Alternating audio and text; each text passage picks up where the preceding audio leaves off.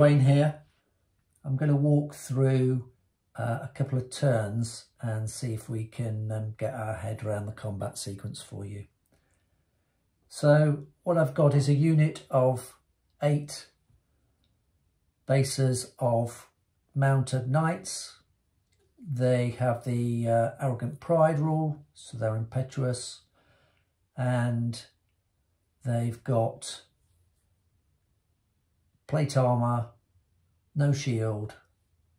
We'll give them a lance and we'll make them superior fighters. And we'll give them barding, full barding. The unit of foot, we'll make those heavy armour and shield with spear, and let's assume that the guy with the flag is a commander. Put him in the centre. And let's assume they're also superior. Off to the side, we've got a unit of open order cavalry, heavy armour, shield with a spear. Okay, so we've done our shooting and it's on to movement. What we first do is determine the initiative order. Both sides roll a d6 and then the highest has a choice of whether they want to have the initiative or give the initiative to their opponent.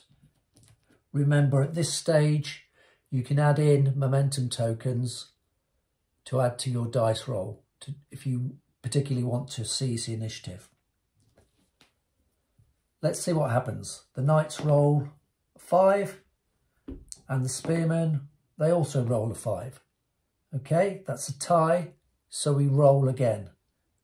If one side had put in momentum tokens, then they would have won. So let's try again. The knights roll 2, the spearmen roll a 6. So the spearmen have a choice. They can either take the initiative or give the initiative to the knights. Let's say they're assumed to take the initiative themselves. We then work through the movement sequence, and the first thing to do is declare charges. Great, you might think. The spearmen will charge the knights.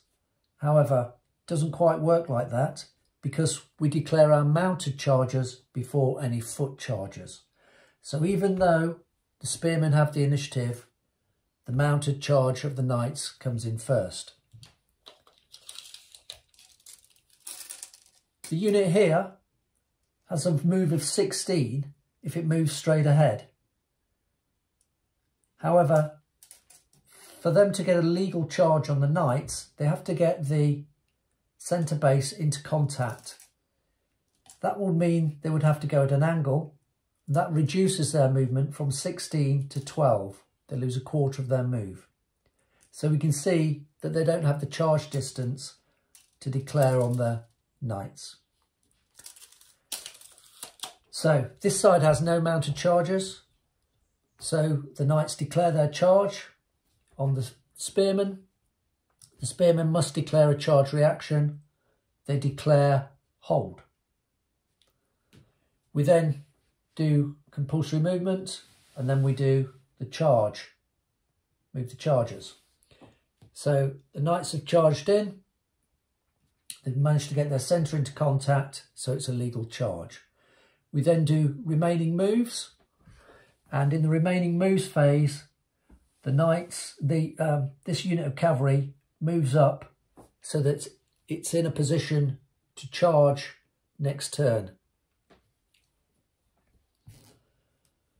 Because the knights are impetuous, they get 2 momentum tokens for charging.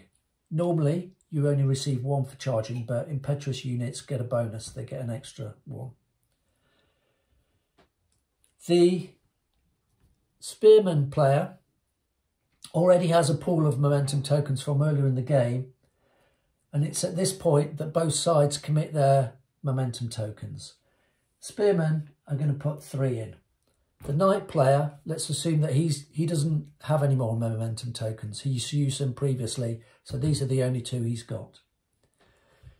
Then we come to fight the actual combat.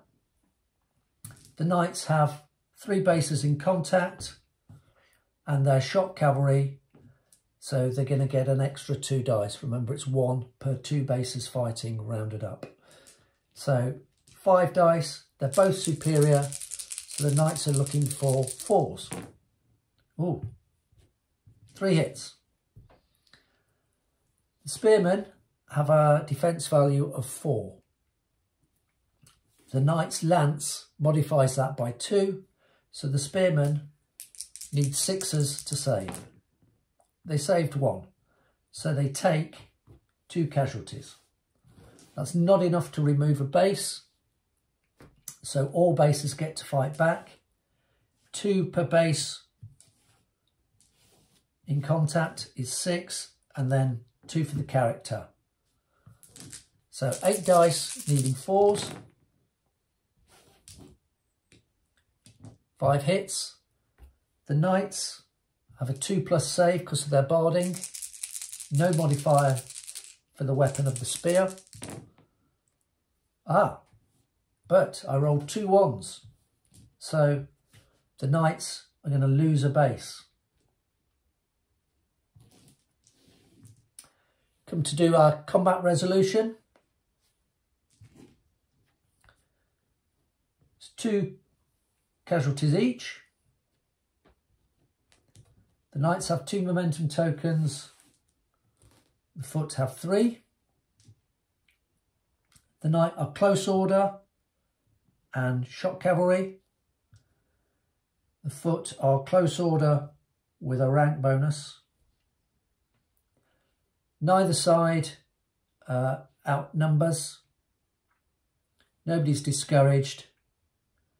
So that ends the combat, and we can see that the spearmen win the combat by 1.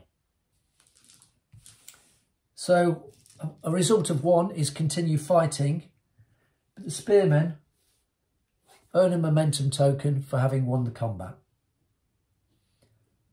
We roll on to the next turn. We come through to the movement phase, and this time the knights can charge. So they charge in. Remove the base lost for the knights on the previous turn. The cavalry earn 1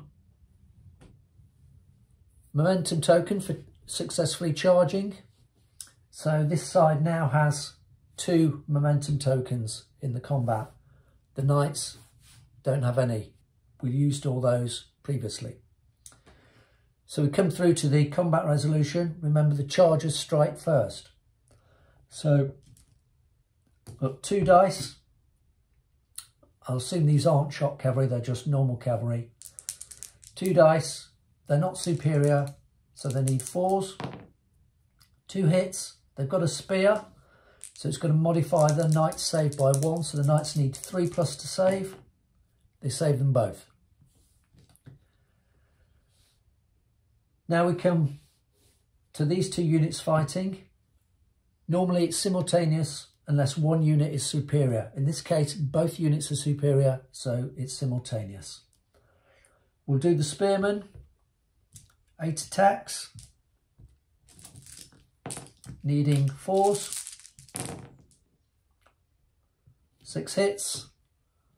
The knights 2+ to save. Oh, lost 2 more.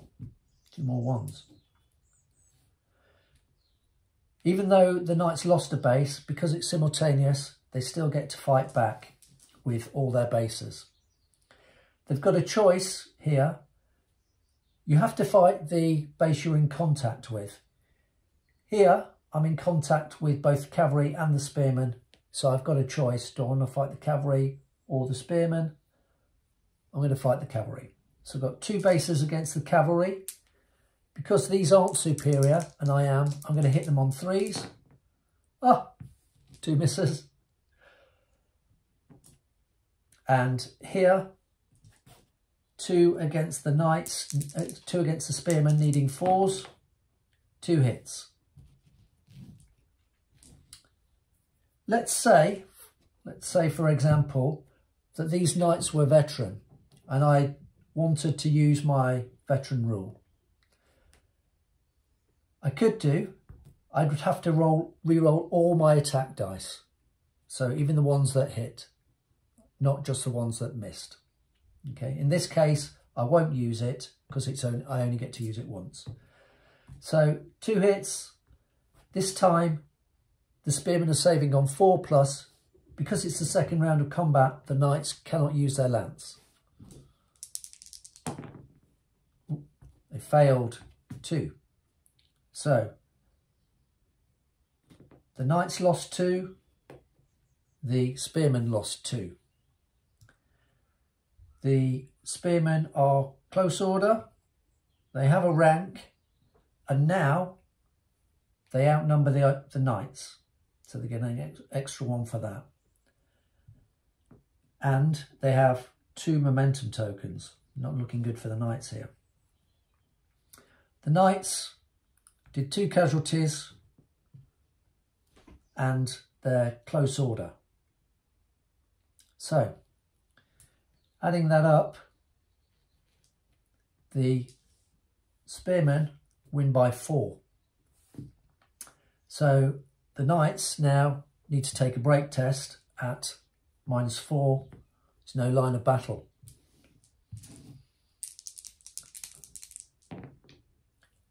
Right, the knights roll a 12. Normally they would break. If they'd got a general within 12 inches, then they could re-roll that. But there isn't a general within 12 inches. So normally they would break. However, because I didn't use my veteran earlier, I'm going to use my veteran now to re-roll the break test. 9. Still not enough. The knights break. So, the knights, because they're barded, roll 2d6 to see how far they flee.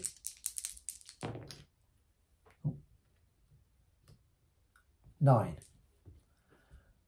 Both units pursue. Spearmen roll 2d6. 7, so they don't catch the knights. However, the open order cavalry, they can roll 3d6. And they need to get more than what the knights rolled. So they need 10 or more, easily. They rolled 17, so they catch their knights. The knights are destroyed. In terms of momentum tokens,